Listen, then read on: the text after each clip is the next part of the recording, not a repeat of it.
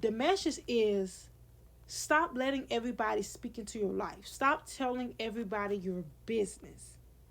Stop even telling your parents your business. Stop even telling your pastors your business. Your just stop.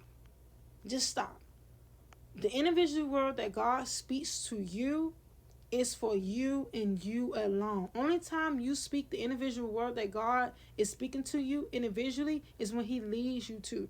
Don't go around walking around telling everybody what God has said to you. Don't go around telling everybody what God said, I'm going to do this. What God says, I'm going to do that. Sometimes when you speak too soon and you speak out of tune, you can cause a delay in your own blessing. You can cause a delay in the things that God is trying to do in you, trying to operating you, trying to create in you. You causing the delay in your own self in the process of what God is taking you to. Shh, I need you to shh, and I need you to move in silence.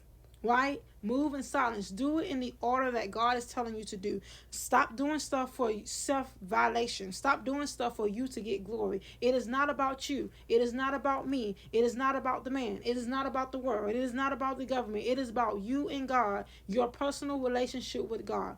Only way you can know who you are and what you're supposed to be doing and where you're supposed to be living and where you're supposed to be staying and who you're supposed to be married to and all those lovely things, you got to get so deep in this word. You got to get so deep in the word of God.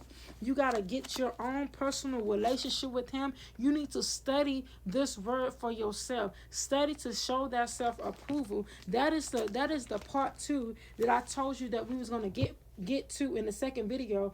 It is from it's from 2 Timothy chapter 1 verse 15. Again, 2 Timothy chapter 1 verse 15. Study to show thyself approval unto God, a workman that needed not to be ashamed, rightly dividing the word of God. What does that mean? Well, it means when you study the word of God for yourself, God will begin to show you things to come, show you things to happen. A workman that needeth not to be ashamed. When you get so deep in God, you don't have no reason to be ashamed, because He will begin to show you what is for you, what is not for you. He will begin to rightly divide in the word of truth. He will show you what is true. He will show you what is false. Because we are in the end of times, and by being in the end of times, it is a lot of antichrist walking around.